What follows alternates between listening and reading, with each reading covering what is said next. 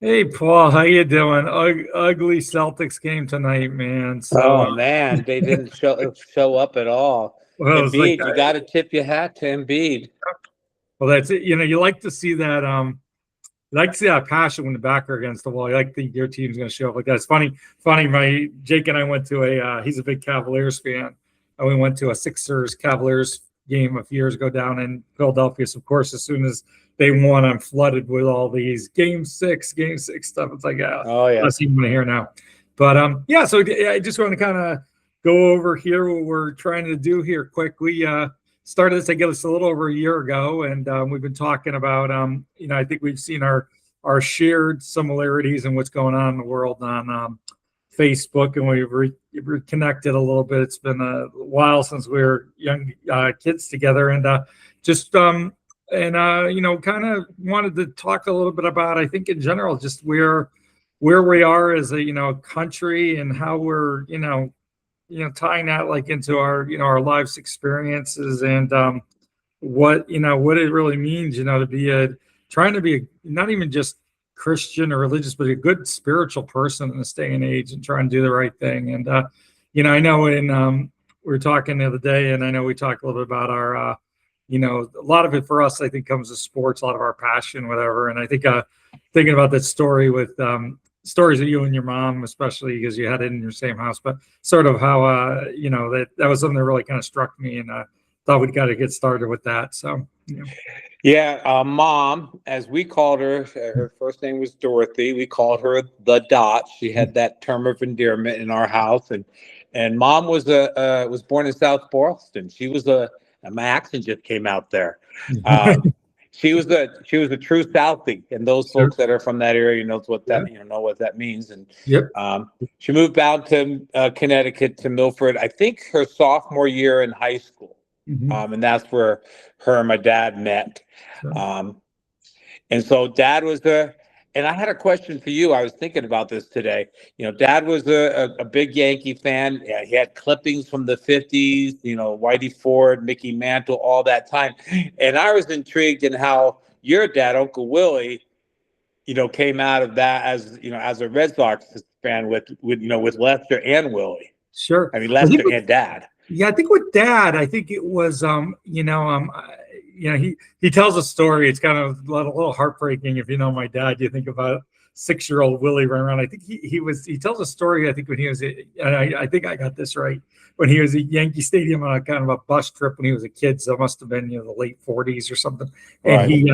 And he had his I think he had his wallet stolen, and it's like, so maybe if he had blood of the Yankees because that, but he probably like a little, I think he describes like his first wallet, whatever. But he I think with him it was a big deal. He was working night shift at Skorsky in the summer '67, and so the Impossible Dream summer. Yeah. And obviously I think through my other side of the family, being Polish, we kind of connected with Yastrzemski and whatever. So I think that's where it came from. But by the time I was can remember, I had the Yaz hats on and Red Sox hats. So, but so I think that's where sort of the Yankee Red Sox division within our family got created. But it's I didn't realize actually your mom, because I knew your mom and dad were high school sweethearts. I didn't realize she was in South Boston up until she was all the way sophomore in high school. Yes, she's a true Southie. Yeah. And then obviously you don't know this side of the family because it would have been through Mom, but we had Uncle Red. I mean, my mom's maiden name is Kelly. She's Irish through and through, and and Uncle Red and Aunt Jackie, and Uncle Red was true a redhead and stuff. We used to go up there for Christmas for a few years in the 70s, but but the Dot was a big Red Sox fan. But I will add, she had a crush on Lou Piniella. Oh, really? Yeah, she loved Lou, sweet Lou. She used to call him like everybody else. So she had selective memory on certain folks. That's the thing. People forget that they want to talk about Bucky bleeping Dent. Yeah, Piniella and making that stab of that ball, I think was it that Remy hit, and he stabs that ball out, and you could be watching that playoff game.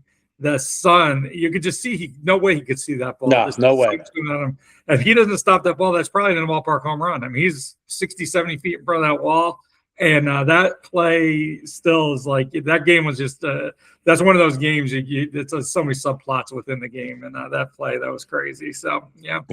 So my mom used to, she was a Red Sox fan, and she used to say to all of us kids that she just wanted to live long enough to see the Sox win the series. And we used to tease her and say, "Hey, then great, you'll live forever." That was back before they won this. Was it 04? The Red Sox. 04, yeah. Yeah. And so mom passed away. Our moms passed away the same year, within months of each other. So passed away in 07. So she was a little too prophetic in that sense of it. Sure. Yep. So we had that division in the house, but she was one against many. Yes. She's a tough lady, right? So that's an amazing story. And I think that in my mind, I remember going to your guys' house when really young, and I remember you guys had this out on your front porch. You had a crate of just catcher's equipment and stuff. I think I brought a whole when I was just starting to catch, I brought a whole box of catcher's equipment. So there was a lot of sports going on in your house. Obviously, all you and your brother's successes. So it's but it's and I think the passion that we kind of and I think for both sides, left and right of our family, the passion that got created kind of led to a lot of, I think, what we see now. Our families, obviously, I think a lot of us right through our aunt, whatever, have a lot of passion about our politics. And I always kind of think that I used to say that politics is America's favorite sport, but unfortunately we can't treat it as a game anymore. So well, and you and I have joked about the great irony. There's not too many rivalries that rival, no pun intended, the Yankees and the Red Sox, but it took politics to bring us together. Yeah, exactly. Exactly. So, and the irony, this is that living in Connecticut, you can kind of pick and choose. Yep. So we're still Celtics fans, though I did really like the 70 and the 72 Knicks. Yeah, sure. With Willis Reed and Dave DeBusschere, and Bill Bradley, and all those guys. Of course, they were playing against Hondo and Dave Cowens and JoJo White and all those guys with the Celtics. So I'm a little bit. I'm a few years ahead of you of some of these memories. Yeah, a few. I was born in '67, so a few years. But it's funny. I was because I was a Red Sox fan and Patriots were our second team.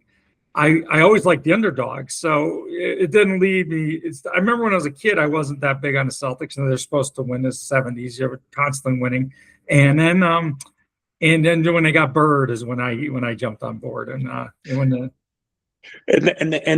that very theme is very similar to my experience with the Yankees, because most folks think, oh, you're a fair weather fan, you're a Yankee fan, but we went through the mid to late, late '60s to early '70s. People like Horace Clark and Gene Michaels. The CBS. There were some pretty lean years. I can remember when Thurman Munson was a rookie. Yeah, sure. And you mentioned that catcher equipment. There's a long story. I won't take a lot of time on this, but that was probably mine because my favorite player was Thurman Munson. Sure. And it was the orange vest. It was just like the stuff he used to wear too. So. Yeah, that was a classic old time stuff. Sure. Yeah. No, it was. But I went through some lean years with the Yankees. Definitely. No, there's no doubt about it. But it makes sense, right? You're from. I think people. I think there's a feeling that there's this nice line going through Connecticut, Red Sox, Yankees. It's funny when I lived in Greenwich, I have so many Boston people went to college in Boston, a lot of Red Sox fans in Greenwich, so I think New Haven's kind of considered generally the dividing line, but it is blurry where to go. But I can tell you the day after Dent hit that home run, I couldn't go to school. I was in sixth grade. I couldn't go to school the next day. I was the only Red Sox fan in my class. But that 04 coming back from 3-0. Yeah. Oh yeah. You put I'll put my chances money down on Mariano every time. Oh, yeah, so it all kind of evens out, I guess. But I always tease the Red Sox fan. I'll kind of leave this with my. I always tell the Red Sox fans, hey, when you guys get to double digits in championships, give me a call. Exactly. No, it was funny. It's been a long time now for Yankee fans. Yeah, I know what the interesting thing too is that the real key to that series was the rain out. Yeah. Because it Yeah. crammed all those games together at the end, or they had to play five straight. Was it, yeah, five straight games, right? No, four straight games, I think. They had I the think rain, you're right. 4. and they had and the Red Sox had low, and I think actually I think it was the fifth, I think it was five. I think game three got rained out, and they had to play 5 consecutive days. So it was Saturday, Sunday, Monday, Tuesday, Wednesday, and but the Red Sox had Lowe and Wakefield with their rubber arms, and Right. that became a huge deal. And I think Torrey went for it in game four, and when he went for it in game four and he didn't get it, his pitching staff was exposed at that point. And the Red Sox were, because they went extra innings in game four, and game five was a long one. And then it really was, it was a big part of it. It was once that it was almost like they outflanked the Yankees in a sense all of a sudden. And it was like, gee, this maybe isn't impossible, but it was Bill Miller got him twice that year too, because he got him in the regular season game, the game where, Veritek hit And of course, A-Rod, it's, turnaround for Wakefield's great because, Boone got him the year before. Yeah, He exactly. just passed away recently. Yeah, no, Wakefield. it was really sad. Him and his wife, really close, and I think in time. So that was he's supposedly a great guy. But he was a lot of fun to watch over the years. Kind of old, reliable. But I always love the knuckleballers, people like that, because I think it's folks that, like us folks that are not even, close to being that type of athletes can relate to those type of people. He's like a long snapper, right? Yeah, exactly. Like a backdoor to get into the league. So yeah, no, exactly. When I'm thinking of Wakefield, they had the whole thing where Schilling made an ass of himself by saying, and it's like, kind of gets us back to where our current day of people who are a little too verbose on the other side of the political spectrum. But so it's I think so as we've been going through all this stuff, and I think that, like I said, sports gets a foundation of it, and then I think we find ourselves today I had today reading about Jim Comey being arrested for that 86-47 thing. It's like, geez, come on. It's like, And it's how long will that be till it's dismissed again? I know, exactly. The judge is going to laugh at him, but it's just, it is kind of ironic that when in 2016, and the irony about Comey, which it's interesting to try to find people connect the dots. Him opening up that investigation days before 2016 was, he handed Trump, that was just a gift. I had a friend of mine on Facebook who I had messaging privately, and he was very worried about Trump, and I was telling him, I'm reading the polls, whatever, back, again, probably. The polls weren't off by as much as people said they were, but they definitely they've given us, I think, in all these elections against Trump, they've given us a little too much optimism. But I'm like, no, we're in good shape. And that night that Comey came out, I said, oh man, this has got to be a problem. This race is too tight. So I was telling them all along, don't worry. I tell them that, I said, I think you should worry. And not to go off, off script a little bit, but I just share with you briefly. I actually ran for the state legislature in 2016 as a Democrat in Utah, which, is another whole story. Sure. But the point being is similar to that conversation, watching my campaign manager is just a brilliant dude. Quan Deng is his name. We're still great friends. He's an educational psychologist. He's for years has been involved in Democratic Party in Utah, which is kind of a twist. Sure. But it was the night sitting there just watching. So I was downtown with all the Democrats. Yeah, wow. And we're thinking, hey, we're going to break the glass ceiling and first woman president, and just watching these returns come in. And, it was just mind-boggling. And this is kind of maybe a segue. I don't want I'm getting out over my skis here a little bit. No, I think it's an interesting conversation. But it was the point where, obviously in Utah, a good majority of my friends are, in the GOP party and whatnot, kind of leaning into that, the characteristics, behaviors, attributes that Trump brings to this. And I can remember saying, hey, if someone like a John McCain or Mitt Romney had won, I could say, hey, I don't necessarily agree with Yeah. their policy necessary or whatnot, but I can respect the person. I said, Sure. we went home the night of 2016, after, talking about grabbing people's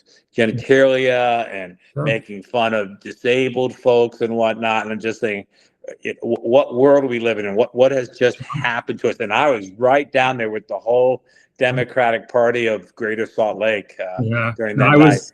It was funny. I had to be, we were in Connecticut, but I had to be down in my office in Jersey Shore first thing following morning. So I was gonna go down, and so I was at home and watching stuff. At first, I was actually out with some friends, and and Hillary lost Florida, and it was funny because everybody's like, Trump has one path to victory, and I kept saying before, I'm a math guy. I kept saying, if you take out Florida, Hillary's really the one with one path to victory. She's got to then win the blue all states. So right.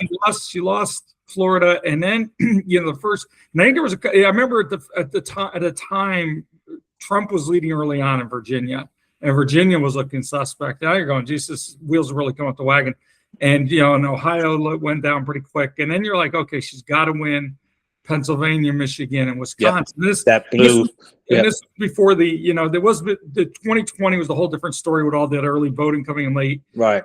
But there was still an element that the Democratic cities normally come in late just because it happens in Connecticut all the time that, because they take longer to count the cities. And she got the first batch of ballots came in from Michigan, Wisconsin, and Pennsylvania. And she was losing by, 6 digits, over 100,000 most. And I'm like, I just turned to my wife and said, she might pull. I thought she'd pull out Pennsylvania and stuff, but I'm like, she's not winning all 3 of these states. I'm like, and she had to win all 3 at that point. And so I started driving down to Jersey. I said, I don't. And then I was a little upset because she was not coming out and conceding. And I said, you know what? We made such a big deal for the last months that he had to concede. If he loses, she's got to concede. Right, exactly. We can't accuse them of the, again, it kind of leads to the whole conversation about hypocrisy a little bit that we've seen, in general, and both, and I think obviously coming from their side, but that was a tough night. And then, we make it through 4 years of it, we're done, and here we go again, right? Yeah, there we go. Yeah, I call him the Teflon man, no doubt. Yeah. Crazy. Actually, I'm listening second time. The interesting thing is I have an Audible subscription, and it's not cheap, but what I like about it is because you pay for one book a month, and it's not a great deal, but you can keep listening to the same books over and over again. My wife has she uses the library as a service, but that's how I use mine. Yeah, so that's the one thing I like about it, because you pay for the book once, and I find with the listening to books, it's good to go back and read them again because you're usually distracted and stuff. Right. But I'm listening to a book, Lucky Loser. It might be the third time I actually listened to it. It's a really good book. And over the last few years, I've listened to it maybe once a year. But it's by Suzanne Craig and another writer from the Times, I think is the lead writer. But she's the one who kind of got Mary Trump's book written. Okay. And it's just amazing listening to, and the whole premise of the book has been, even the people, if you want to sign off how successful he was or whatever, they break it down. You almost need a spreadsheet to keep track of how many things he's failed at. It's just been, and it's amazing what and again, it was by no genius either, how he's been able to sort of manipulate the public opinion of himself. And then, he's had, and the whole concept is that he's really had a couple, 3 really lucky, his father basically, living off his father's cheat for so long, and then just really just very lucky things that happened to him. Very, right up into The Apprentice, just at the right moment when he didn't happen, and it's just crazy. And again, you do feel like a little bit right now the dam is starting to break a little bit. You know what I mean? Yeah. People you don't expect. Although you can't trust any of these podcasters that they don't have a hidden agenda for. Well, yeah, I mean, it's just. The dam's starting to break a little bit. We talked a little bit about, with the situation at the correspondence dinner, it's starting to break a little bit on, with Butler, with Pennsylvania. Some of the, Tucker and these guys are starting to question out loud Yeah. I mean, it's, a lot of quiet things have always been going on, but Sure. folks are talking about some of these things out loud now, uh, which you just have a difficult time having watched this thing now. What are we talking about? If you go back to when he first started jumping in on the We came down burger. an escalator. Yeah, I mean, we're talking, well, even before that, like I said, Yeah. That was like 11 years. It's like 11 yeah, years, it's just going to say 10 or 11 years. And I always kind of interesting, if Obama to this day regrets teasing him at that correspondence dinner, poking that bear. That's where like it's interesting because I like we were saying tonight, the first thing that came to mind when they started talking about the Hilton was I'd been to that curb outside there where Reagan was shot. I've seen that, and so that's why I was like, I didn't know the history of all the correspondence there and stuff, but it's going to be, I mean, unfortunately, it looks like it might be in the White House ballroom going forward, but it's it's going to be one of those things if it doesn't survive, especially if it doesn't survive, where people are going to look back and go, that kind of all the things, that history that goes on there with it. Yeah, you wonder if Obama just wishes he just let that one be. Yeah, just not even brought it up. Oh, exactly. And it's interesting, the pivot to the ballroom soul. I mean, within hours. Yeah. Within hours. And it still that still has a long ways to go based on getting out of the courts and being approved and allowed to go forward. Well, now I think Lindsey Graham, who my God, they must have blackmail on him, but he I guess proposed the other day that now they want to fund it through Congress, and all. Right.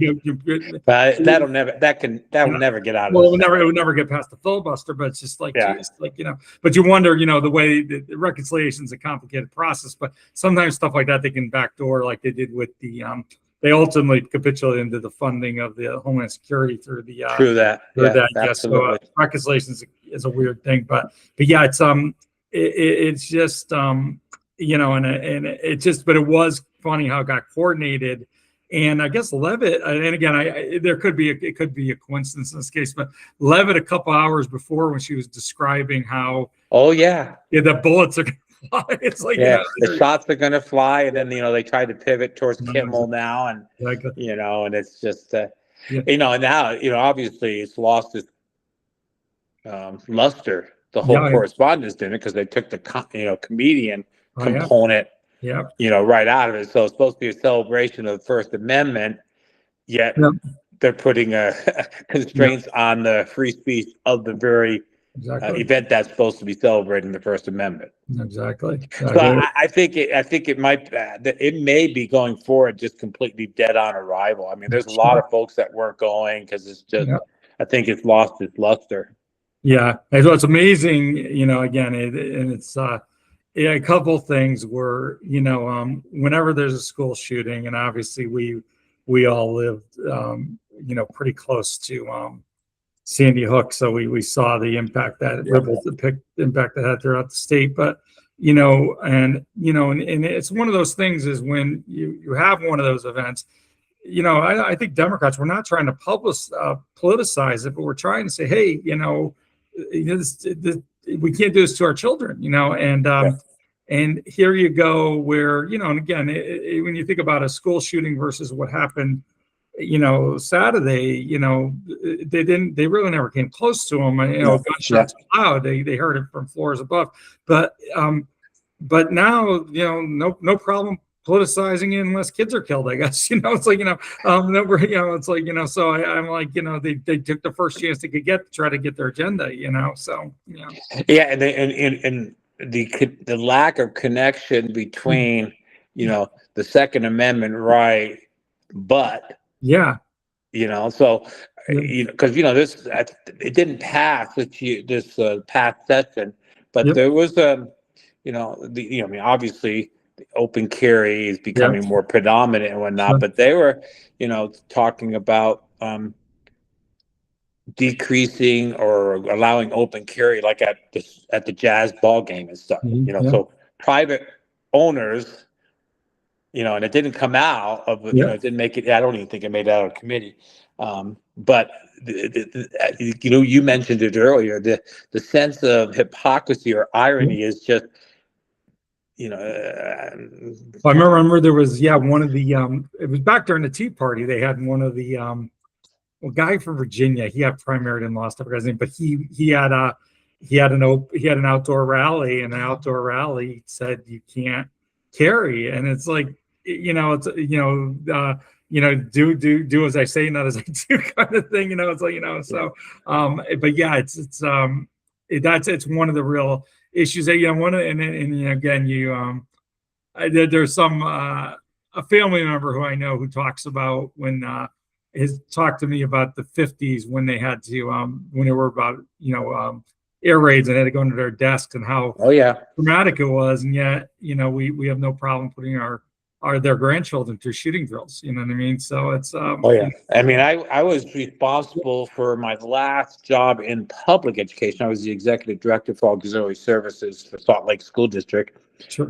So 40 schools about, and I was responsible for all the emergency and safety procedures for the whole, and I had to train every school. And so I had a quite intimate working relationship with the Salt Lake City School, police department, and facilitating said drills.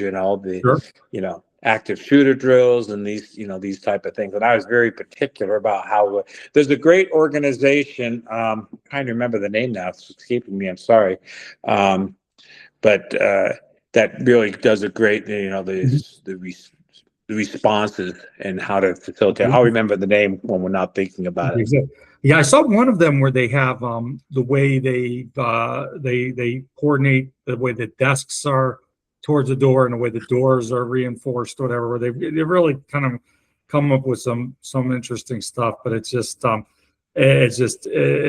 bizarre world. You hope that one day in general, that people will look back at how crazy this time period was, but that means we have to get through it. But to support what you just said, the irony is, we went through, that the schools had the little, what was it, the black and yellow symbols. The bomb shelter. They were nuclear fallouts. That's where you would go, and we went under the desk. Now they go under the desk. In the case of, I worked in Wichita Public Schools, so that's Tornado Alley, and then Salt Lake, we're right on the Wasatch Front. Sure. So they're getting under tables for those two type of potentials. Sure. But when we were kids, we were getting under the table in case of a nuclear attack. Yeah. And so so hopefully, now that's 2 generations worth. Yeah. Is it going hopefully it can cycle out. We can get, to the point where kids just be kids and not have to worry about it. But, I think, and it's, and then you get to, obviously, it all takes a back seat now to the fact that we're hitting the 60-day mark of this, I guess, what did he call it? It's some sort of excursion, like a weekend event or something. And of course, and Obama's, again, this is another one Obama's going to take a little hit on because of what we did in Syria. But we should be having a war powers resolution, right? Which again puts people on record, and it's a very, very unpopular war. And so, at the very least, it would be good to have the Republicans go on record that they support it. But of course, they'll avoid the vote. And again, was precedent was set a little bit when Obama was bombing Syria during that moment, and this was what everybody said at the time. It's going to be harder to hold them accountable, but here we go. We got distraction after distraction. It feels like for distraction from the Epstein files, and now he's got to do other things to distract the war. He distract us. So, but it's interesting, as we do these podcasts, it's going to be interesting because literally, news cycles are not 24 hours anymore. No, they're not. And so, have you seen any of the clips from King Charles? I saw a little bit of it this afternoon, but he came in guns, no pun intended, guns blazing. I mean, I think President Trump is probably a little displeased tonight. Yeah, no, I saw some of the quotes where he would talk about Ukraine, and but I saw Trump had a thing about the Anglo-Saxon tradition, which obviously pretty veiled, pretty not very.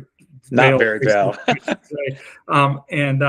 it was funny with Prince Charles because some of my earliest memories are watching the royal weddings and stuff like Yep. that. Not his wedding, but Prince, I think Margaret's or Anne's wedding or something.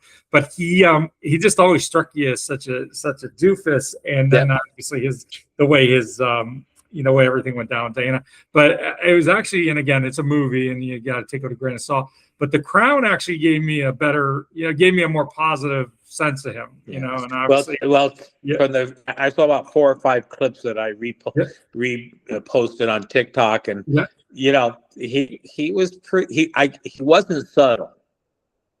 He was pretty direct. So and he just led with the whole Ukraine, and he started with the whole piece where Trump. I mean, is his legacy going to be he got us out of NATO? I don't know. But Charles just pushed back, say, hey, look at 9/11. NATO was with you guys. So don't even push that narrative. Well, the thing is, that's an interesting thing too. It's with this whole thing, and actually in the book they go into how, in that book Lucky Loser, they talk about how Trump's had a thing about this since he was a public figure about us paying for Europe support. But the thing is that Europe was the physical barrier. I mean, between they were, when Europeans were putting their families, their homes on the line to be that physical barrier with the Soviet Union. And again, it's hard for, one of the things I think we have a problem with in this country is people don't have very good memories. But and there was a time there in the 70s where we probably were not the equal, especially post Vietnam, not the equal of Russia. And again, we probably almost would have needed nukes because we would have probably been run over pretty quickly. But Europe had to stand up to it, and that physical barrier is important in a non-nuclear war. And so this whole idea that we were kind of the guys in the and then we obviously had a brave men and women stationed in Germany, whatever. But for the most part, we were sitting there in the cheap sheets throwing money at the thing, right? And again, there's always been you go back especially to the isolationist periods we've been in. We've always used the oceans as our barrier, and so I think in a lot of ways this is. I was actually listening to German Chancellor the other day talking about. He came out pretty hard. Yeah, he came out harsh. Yeah, I think it's going to give. I think the European Union and Europe, it's almost giving them their balls back in a sense. Like they have been, and again, there has to be a little bit of capitulation in the United States.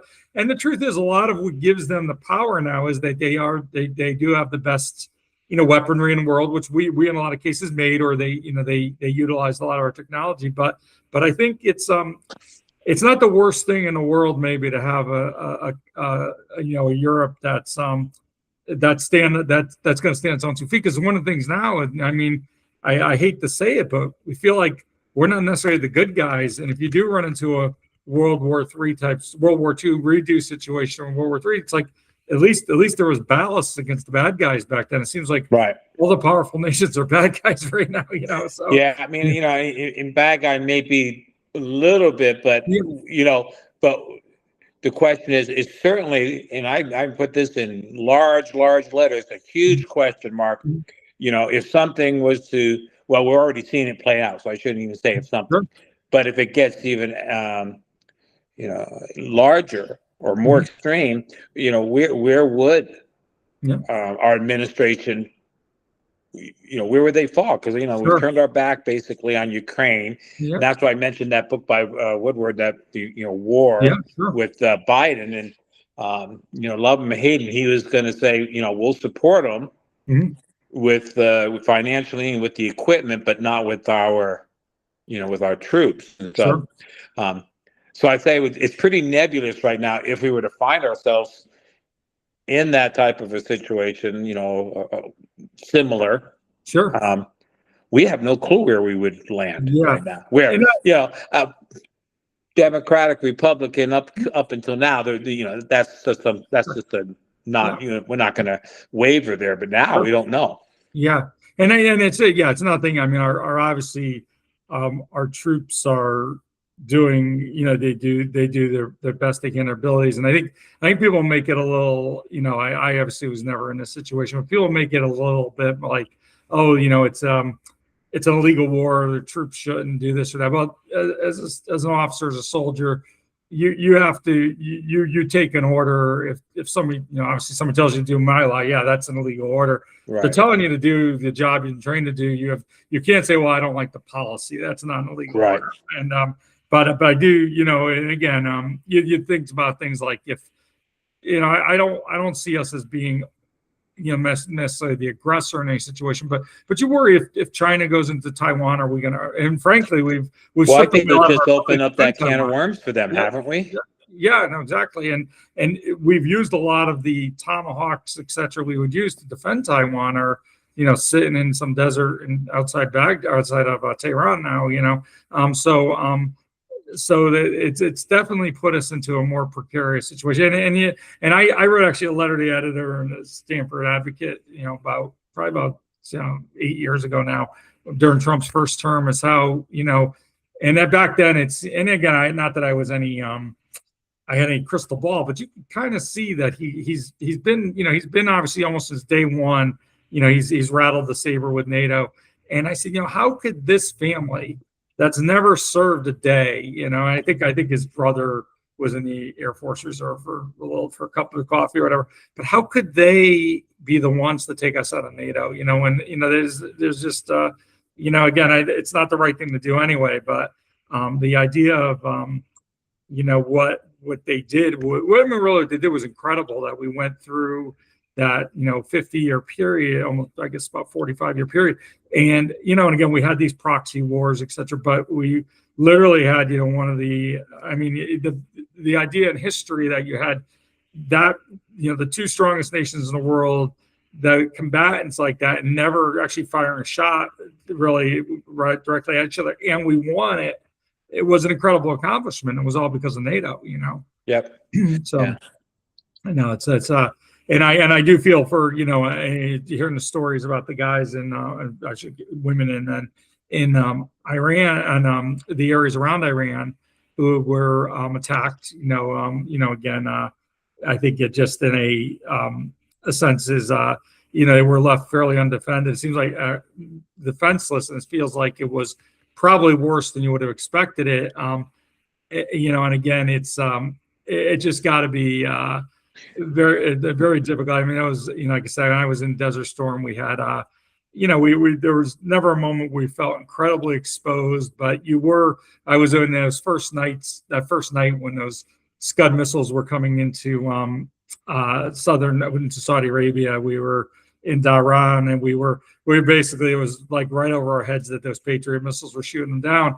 And it was kind of like you were just sitting there going, you've really not much you could do about it. So, so empathy for what they had to go through, and especially in a situation where, I think, again, I think one of the things about, I felt fortunate in Desert Storm was that I think the right and the wrong was very clear. We were on the right side of history. There was no question about it. And, obviously we fought a lot of these wars. And one of the things I actually think, with the benefit of hindsight, I think George H.W. Bush got a lot of criticism for not going into Baghdad. Right. But I think what we're seeing now is the negatives of regime change and what it costs us. And, the one thing he did do there, he did leave the Kurds exposed, which, they were smart enough this time just to take the weapons from Trump and not bother the revolution. But he and the truth is, you don't know. Well, you can almost kind of tell now what may have happened if we'd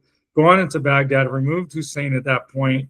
They probably would have cheered us at first, like they did this time. But then you would have probably had the same elements of car bombings, etc. IEDs that we had that we see IEDs that we had after this last war in Iraq. So yeah.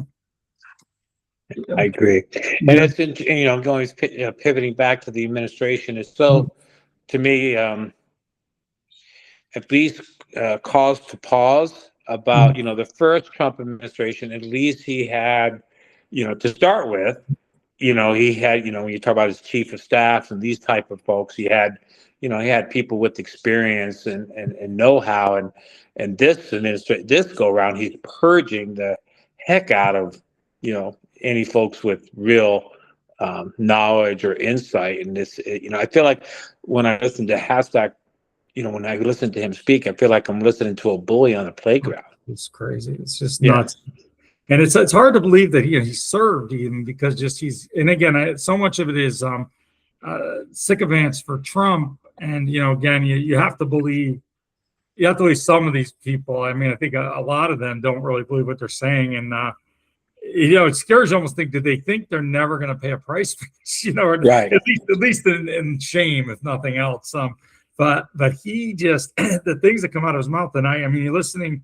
It was like the second week of after they attacked Iran. I was listening to was doing like a Wednesday morning briefing, and he's all this religious imagery and stuff. And right. And this was about the time I think that Pope Leo came out and started talking about that God's really never or Jesus is never really on the side of war. But then the worst thing about it was, not the worst thing, but another bad thing about it, they had Crane came on, the Chairman Joint Chiefs, and he started talking about, here we are in World War. And again, it was probably something in a normal situation would have been fine, but he was going on about a World War II pilot just got killed for like 10 minutes. And he's thanking all of our manufacturers of all of our military equipment. And I'm like, and it was almost like he went on just to keep Hesketh off the mic for a little bit. But right, I agree. It was like this bizarro world. Like we're in a shooting war at the moment. You would think that they would be focused a little more on that than sort of the pomp and circumstance kind of stuff, So I have an off-topic question for you. So you're gonna go see Springsteen? Yep, I've got tickets for a couple month? more shows. Yeah. Okay. Yeah, I saw the first show in Minneapolis, and I know you went to LA. You went to Minneapolis and saw that show, huh?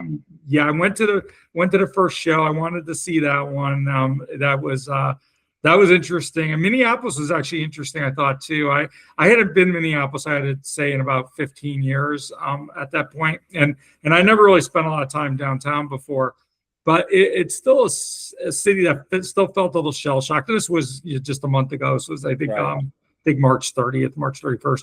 It was still a little shell shocked, and it was and I actually did a run down around where first, like, if you actually, it's a kind of interesting how not interesting in a good way, but how all three of the spots we count Floyd, and then and then Good, and then Press, that they're all very close together within about a mile or two of each, about 2 miles of each other. But it's a big city, it's a spread out city. Right. So I saw, he was like, I said, well, let me go see the three of them, and I mapped it out in Google Maps. I said, gee, they can almost do this. I did a run down there. My hotel was pretty far away, but once I got there, they're all together. But the city still feels in shock a little bit. And the areas where they were killed were they were areas that you could see were they were gritty areas. They weren't I don't know if I shared with you, one of my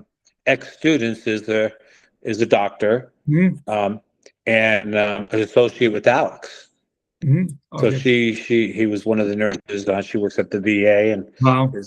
So very close to her and watching her process that terrible situation, and knew who he was and what he's what his character was. Yeah, an amazing person, and that show was good to see. Again, I think he introduced some stuff, and then of course you saw him in LA, and I'm going to go see him next.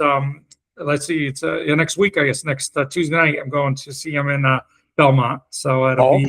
Yeah, it's but the show's been pretty. Actually, you saw the night he did Clampdown, which is the first night he did it. Yeah. And ever since the night you went, I think he may have switched off one song. I think he did This Land Is Your Land night. You saw him, right? I don't think so. So I think the show you saw was the first night he did the show, because you saw American Land and the Irish song. So ever since he changed, and then you saw Two Hearts, I think, right? Yes. Well, so those three changes he made since I saw him in Minneapolis. Every show since, there's been about 6-7 shows since then. so he's been, it's, because I think he's got a message he's trying to give. Like normally when you go see him, you're going to see, if you go 2 nights in a row, especially, you're going to see about 5 to 7 set list changes. This has been pretty static.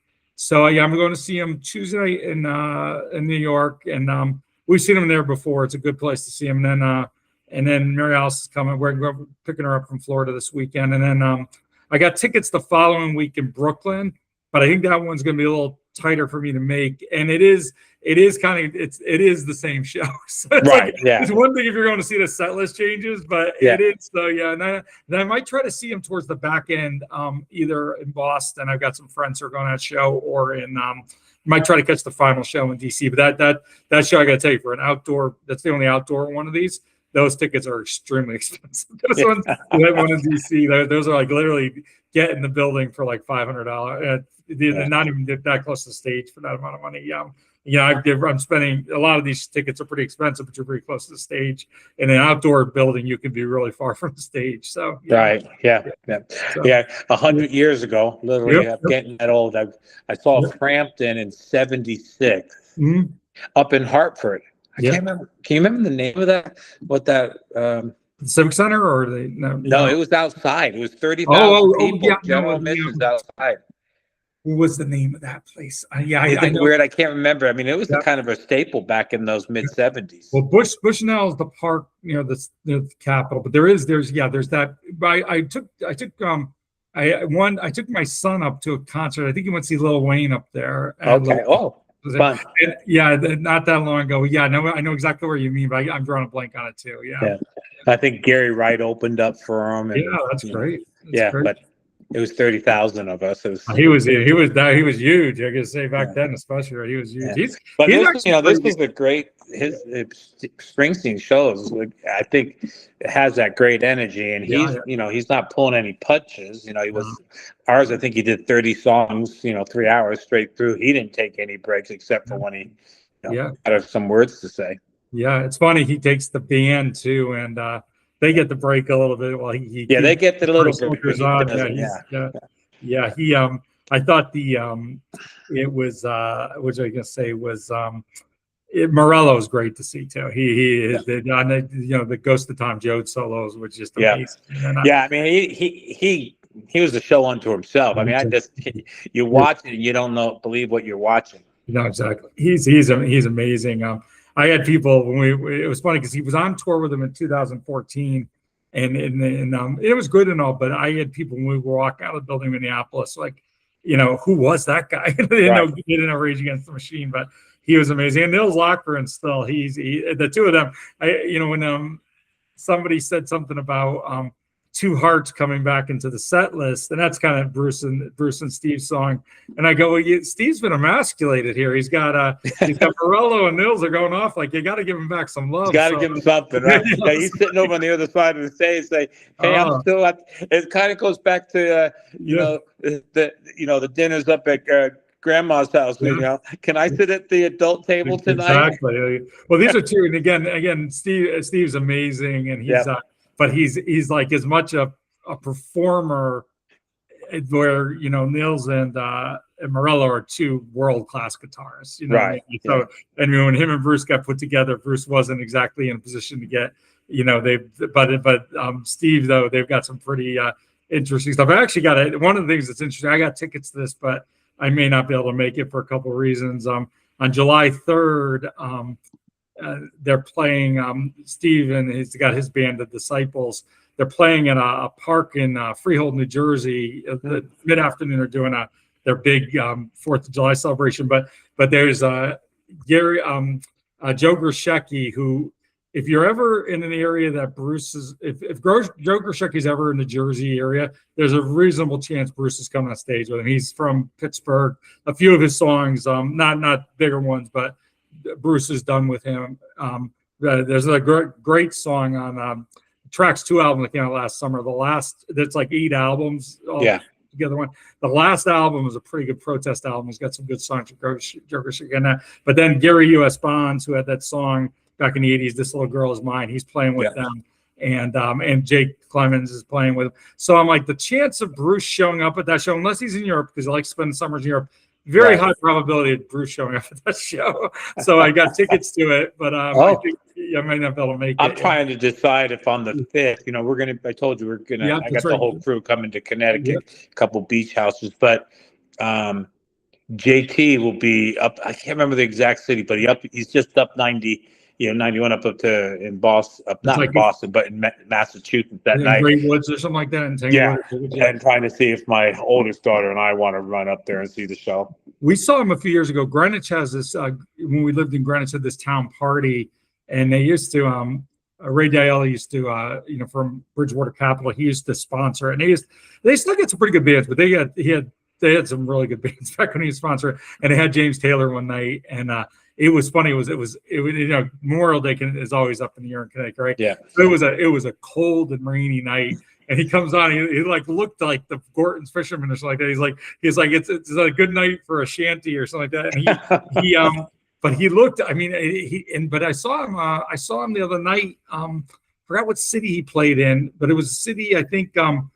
Somebody from one of the Bruce things had posted, and he looked great. He looks like he's, so I kind of thought that night that maybe he was wrapping up, but he looked great. He looked great. It looked like, I say, that'd be a fun one to see. Yeah, he's awesome. So he's always, that's one I see pretty regularly. Saw him back in Vegas a couple of years ago, and he came out to Salt Lake just a year or two ago. So I take the two daughters alternating to concerts with me. But. Sure. Well, I think to me it's funny because my religious experience, I wouldn't even say experience, but my sort of where I've always been has been, definitely much less formal than you and less formal in general. I think I've always tried to be, kind of golden rule, do unto other, do the right thing. And again, what would not necessarily what would Jesus do, but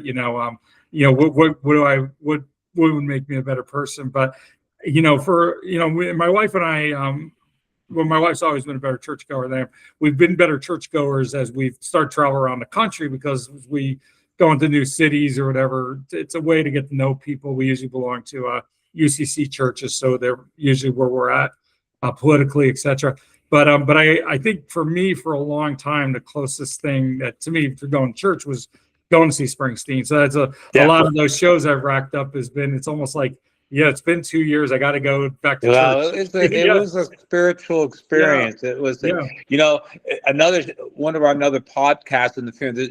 Tim Shriver, obviously. Sure. And I don't know if you've heard about his movement about the Dignity Index. No, I haven't heard that. That would be something great for us to dive into. So there's an organization out here in Utah, started in Utah. It was a little bit of a play. Well, I think the movement started first, but it's One Kind Act a Day. Yep, I've heard that before. Yep. And it was, and then Governor Cox pivoted off of that with his initiative, agree, disagreeably, be kind about the way you disagree. I always kind of take him with a grain of thought, because if you're not going to lose the argument, then it's easier to make that claim. But anyways, this would be a good one for us to dive in sometime. I'll send you the information. The Dignity Index from Shriver is really intriguing, because it goes, from, I think it's from 1 to 8, maybe 1 to 10 scale about how folks are facilitating, their discussions. And that pivots back to, this whole experience we've had these last, 72 hours. I find it ironic when we're being called upon to lower the temperature. Sure. And so, and I interpret that a lot of times by meaning, well, just stop disagreeing with me, or stop evaluating what I'm saying. It's not really lower the temperature. No, exactly. Just let me do what I want to do without any pushback. No, exactly. But we'll make a point of going over that. It's a really intriguing. It's head up by Shriver, which has the connection with with the Kennedy family. Well, not a connection. He is the Kennedy family. No, definitely. No, definitely. They've been in. It's just I was watching something from Caroline about talking about Bobby Jr. the other day, and just crazy. And it's actually interesting because this now trying to almost recast history that about that it's crazy liberals killing conservatives. And you think about one of the pivotal moments that really changes our history is, John F. Kennedy getting killed is awful, obviously, but it's really Bobby Kennedy getting killed at that moment that, he probably wins that presidency. And frankly, Nixon, for all his, craziness, was a fairly moderate president. He's actually probably more moderate in a lot of ways than some of our Democrats now. But if Bobby wins, I think, we're out of Vietnam sooner. We're out of, just a lot of things would have continued under the Great Society, and I'm old enough, just an old enough, more older than you. What's the proper way of saying that? Yeah, but that summer of '68, I can remember. I can remember Dr. King and Bobby, both being killed. Well, the protests in Chicago. Oh yeah. Crazy. So I was 7 at the time. Yep. But that again pivots back to our how we started with the background in our families being conservative. I can remember my dad, being for Nixon. Yeah. No, well, I remember my, when in 76, my parents, and my dad working at Sikorsky and all was so wrapped up in that if Carter gets elected, they're going to lay off all the defense contractors, and frankly, it was the complete opposite. The Black Hawk program starts before Carter, but all of our modern weapon systems really come in during Carter's administration. They all come in 76 to 80. The M1 tank, the Bradley fighting vehicle, a lot of the aircraft, but definitely, the Black Hawk, it was like freaking Mardi Gras. Remember the lights and the spotlights around the helicopter, and but yeah, I was convinced if Carter won, it was we were going to be in depression. And again, I was a kid, but it's scary, But I can, you mentioned Carter. I can remember that too. So now, what am I? I'm in high school now, so I'm kind of formidable and impressionable, and I kind of, in my own simplest way, I mean that in the truest sense of the word, kind of liked Carter. Yeah. And I can remember turning to my dad. We were probably, up, just the two of us up late one night, and mentioning that, and I could just see my dad just shaking his head. What am I going to do to save this kid? But I can remember that specific moment of thinking, I kind of like him. I think he'd be good. And Dad's just like, oh, no. I think it's good, Carter having lived such a long life after his presidency, because it really did rehabilitate what people thought of him back in when he went out of office in 1980. And it was, and again, I was a big Reagan Republican, and the thing is, I know why I was. I definitely know I was wrong, but I know why I was, and I think Reagan brought something to the table, but I think we miss. And I don't think, and Reagan would be, I'll say this too, Reagan would be far to the left of the current Republican Party, but I also don't kid myself. I think Reagan would have been right there. I think Reagan would have went to the right with him, but he or not even to the left, because it's like not even, I don't know if you could say, because Reagan was very conservative. It's crazy town they're in right now. It's almost like you have this concept of the horseshoe, but it's almost like we have this shoot off that it's not really left or right. It's just insanity. And then again, and all, it's really, and I have this whole thing. This is one of the things I like to dig into is you have these 80-year cycles in this country where you kind of almost go back to the Revolutionary War, Civil War, World War II. Not even the country, but in the world.